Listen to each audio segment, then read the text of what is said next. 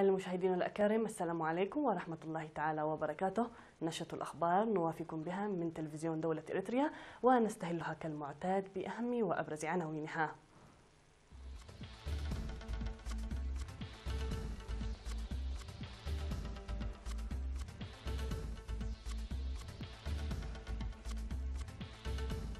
حاكم إقليم عنسبة يبحث مع سكان هابرو عملية تنفيذ البرامج التنموية. سمينار حول ضمان مصادر المياه والإصحاح البيئي في شمال البحر الأحمر. دورة تأهيلية للمعلمين في شمال البحر الأحمر حول الإدارة. أكثر من 60 قتيلا في تفجيرين انتحاريين بنيجيريا. العالم مدعو لاحتواء التغيير المناخي قبل فوات الأوان. والمغرب يقطع علاقاته مع إيران بسبب دعمها للبوليساريو.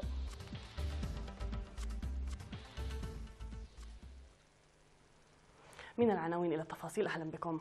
بحث حاكم إقليم عنسبة السيد علي محمود مع سكان ضواحي مزرت وهبرو زعدا وبلدة عريتاي بمديرية هبرو بخصوص تنفيذ البرامج التنموية والدور الأهلي الرائد في إنجاح البرامج الموضوعة. وأوضح السيد علي محمود وضع برنامج لإيصال وتوسيع الطريق الذي شق في العام الماضي، الذي يربط بين منطقة بركنتيا بمديرية حمل مالو وحتى منطقة فلفلي بمديرية هبرو إلى بلدة عريتاي. وأشار السيد علي إلى القيام بالعمل لإجراء الدراسات والبحوث بواسطة الخبراء لحل إشكالية مياه الشرب في منطقة هبرو زعدا، مذكرا المواطنين للاستفادة الجيدة من ثروات بيئتهم والعمل لتحسين حياتهم المعيشية. من جانبه ناشد المدير العام لقسم الزراعة والأراضي سيد بهتا تدروس المواطنين لإصلاح مساقط المياه، بالإضافة إلى الدفع بقوة لتسيير الأنشطة الجارية لحفظ المياه وحماية التربة، داعيا إياهم لتطوير الزراعة المروية لمضاعفة إنتاج الخضروات والفواكه، مستفيدين من السدود والحفائر السطحية والجوفية المبنية عبر مراحل لإثراء محتوى المياه. وبدورهم قال كل من المدير العام لقسم التنمية الإعمارية سيد تخستاس قدوم ومدير مديرية حبرو سيد فتوي قبر مسقل إن الهيكل والموقع الجغرافي غير الملائم للمديرية يتطلب العمل باستمرار، مذكرين المواطنين للتركيز على صيانة الطرق قبل حلول موسم الخريف وتسميد الأراضي الزراعية. وقدم السكان بدورهم مقترحات بناءة من ضمنها منح اهتمام أكبر لبناء طريق هبرو زعدا مزرت، والتفكير في إيصال خدمات الهاتف النقال في كل مناطق المديرية، وتخصيص الجرارات الزراعية وغيرها من المقترحات والآراء البناءة.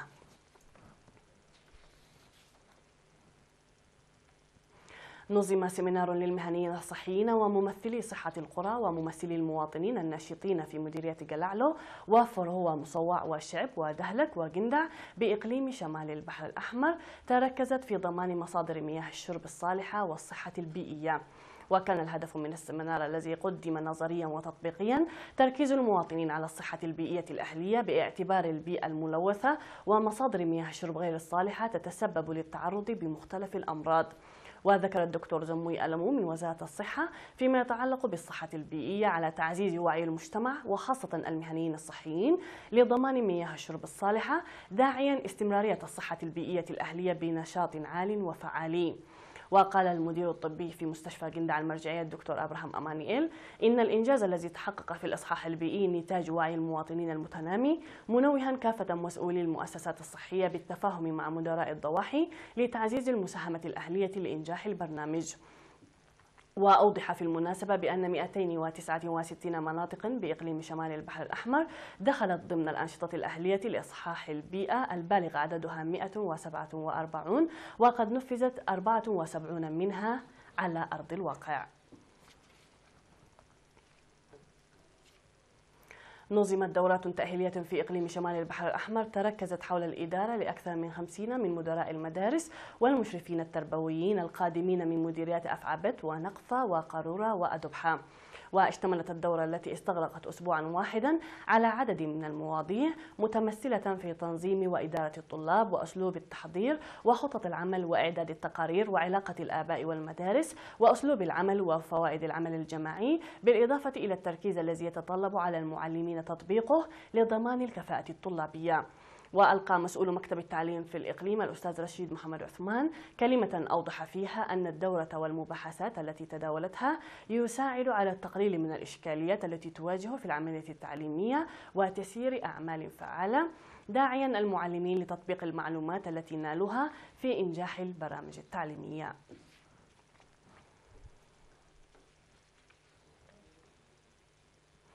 أوضح في التقييم الذي جرى في 27 من أبريل المنصرم بأن مرض الملاريا وصل إلى مستوى السيطرة عليه نتيجة لحملات التوعية المكثفة المنتظمة وأنشطة الإصحاح البيئي الجارية في المديرية. وذكر مسؤول مكتب الصحة في المديرية الممرض فيلمون غويتوم بأن استمرارية الجهود المبذولة في المديرية للسيطرة على الأمراض لا زالت تحقق نتائج ملموسة وخاصة السيطرة على الملاريا.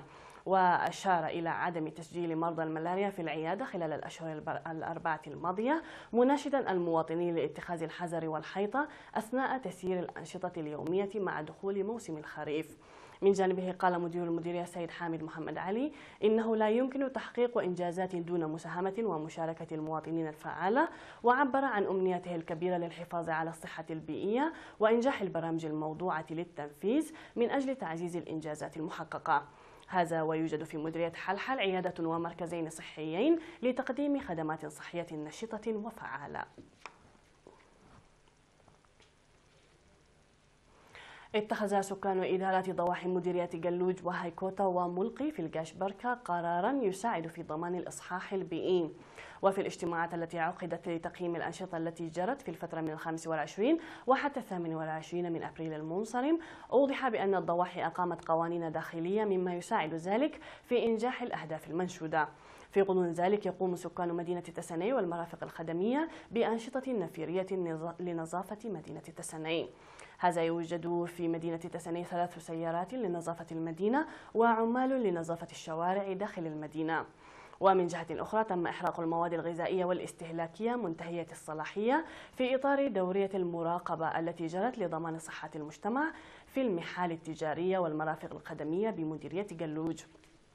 وأوضح مسؤول المؤسسات الصحية في المديرية الممرض جيلاي موسازجي بأن المواد الغذائية الاستهلاكية منتهية الصلاحية تسبب أضرارا صحية بالغة، لذا فإن المراقبة المشددة لها دور كبير في ضمان الصحة الأهلية، وقد تم جمع تلك المواد وإحراقها.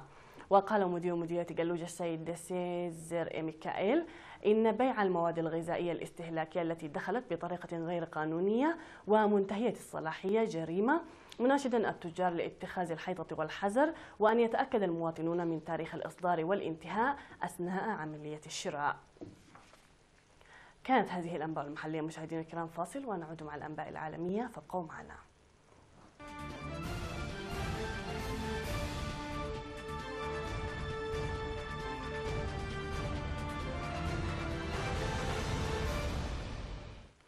في الأنباء العالمية، قتل أكثر من 60 شخصا جراء تفجيرين انتحاريين استهدفا مسجدا وسوقا في مدينة موبي في شمال شرق نيجيريا يحملان بصمات جماعة بوكو حرام. وفجر انتحاري حزامه الناس في مسجد بعيد صلاة العصر في مدينة موبي التي تبعد 200 كيلومتر من يولا عاصمة ولاية آداماوا. وقال جهاز إدارة الحالات الطارئة إن بيانا تقديريا صادرا من الشرطة والصليب الأحمر يؤكد مقتل 68 وجرح 56 شخصا، 11 منهم في حال خطرة. ويجري الرئيس النيجيري محمد بوخاري زيارة إلى واشنطن، حيث التقى بنظيره الأمريكي دونالد ترامب الذي تعهد تقديم المزيد من الدعم في المعركة ضد بوكو حرام.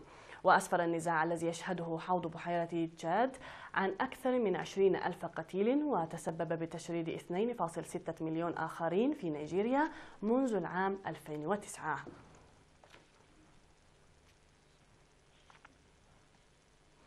دعت الأمم المتحدة العالم أجمع إلى رفع سقف الطموحات في مجال مكافحة التغيير المناخي قبل فوات الأوان، وذلك في اليوم الأول من اجتماع الدول الموقعة على اتفاق باريس. وقالت المسؤولة عن الشؤون المناخية في الأمم المتحدة خلال الاجتماع المنظم في مدينة بون الألمانية إن المهلة الزمنية المتاحة لمجابهة التغيير المناخي ستنتهي قريبا. وينص اتفاق باريس المبرم في ديسمبر 2015 على احتواء الاحترار العالمي دون درجتين مئويتين أو حتى 1.5 درجة إن أمكن، بالمقارنة مع الحقبة ما قبل الصناعية. غير أن التزامات تخفيض انبعاثات غازات الدفيئة المتخذة حتى الآن من قبل الدول الموقعة على الاتفاقية، والمقدر عددها بحوالي 200، لا تسمح بحصر الاحترار سوى ب3 درجات.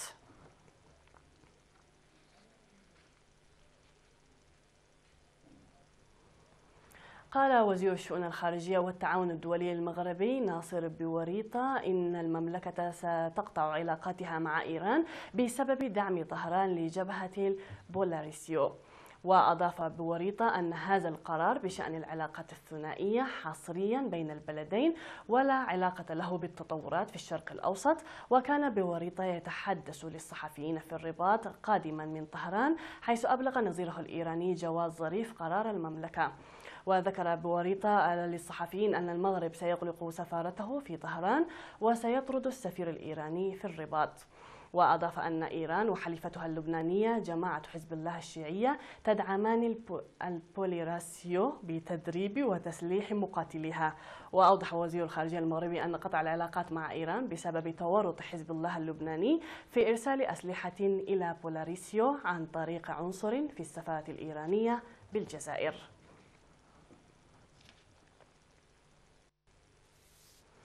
سيداتي سادتي، هكذا نكون قد وصلنا وإياكم إلى نهاية النشرة قدمناها لكم من الفضائية الإريترية. في الختام إليكم تحياتي وتحيات الفريق العامل، نستودعكم الله، إلى اللقاء.